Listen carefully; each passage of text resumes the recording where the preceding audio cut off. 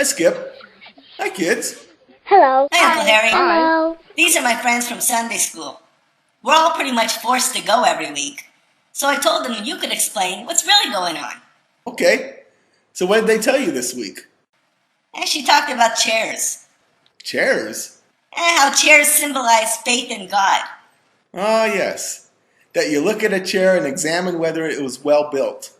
When you decide that it is strong enough to hold a person, you sit down. Sitting down represents faith that the chair is strong. You don't know if the chair will actually hold you until you sit on it. So you have to have faith that what you thought was actually true is true. Now I remember the analogy. Quite frankly, your Sunday school teacher is treating you like a bunch of idiots. She probably doesn't even understand this ridiculous analogy. She has a manual about faith, and this is one of the stories that is supposed to explain faith. Come on, let's take a look at what the story is really saying.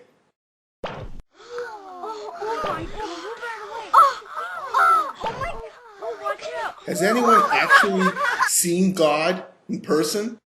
No. Right. You cannot actually see the chair. All you have is a piece of paper which describes the chair. What your Sunday school teacher said isn't true. Your evidence isn't the chair itself, since you can't see it. Your evidence is the piece of paper talking about the chair. It's actually even trickier than this, because the piece of paper is not the original. It is a copy of a copy of a copy of a copy. The original piece of paper is long gone. Who wrote what's on the paper? You don't actually know. What was on the original? You don't know that either. So now, what you have to have faith in is that all those guys making copies for 1,000 years got it completely right. What if the original paper said the chair is not strong? Do not sit on it. And someone copying the paper left out the word not. So what should people do? Should you sit on the chair based solely on this one badly copied piece of paper? Maybe you can find other papers from other people that also talk about the chair. Since the chair is important, there should be more than one paper about the chair. Unfortunately, no one else mentions the chair. Now this is strange, because the original paper said thousands of people had sat on it and that it was strong. But not a single one of these thousands of stories was ever told. That alone should make you suspicious of the claims made on that paper.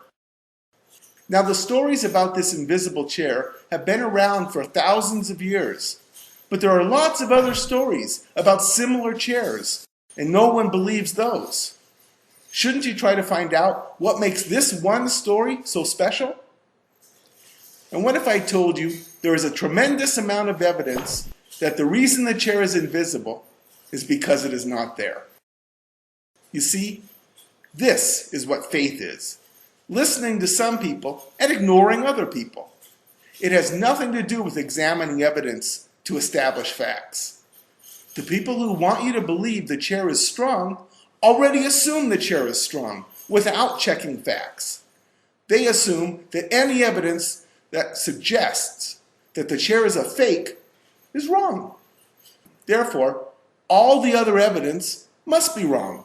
So another part of faith is simply not listening to anyone who says anything negative about the chair, regardless of how strong the evidence is. You have to pretend that contrary evidence doesn't exist.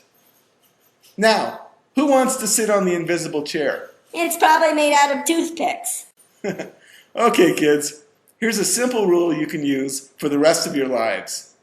Don't simply believe something just because it sounds good, or because a lot of people say it's true. Use your own eyes, your own brain, to explore the world. You might find that the chair is strong, but you might also find out that it's a piece of junk. Don't let someone try to trick you into sitting on a crappy chair just because you can't tell the difference. And besides, exploring the world with your brain is actually a lot of fun.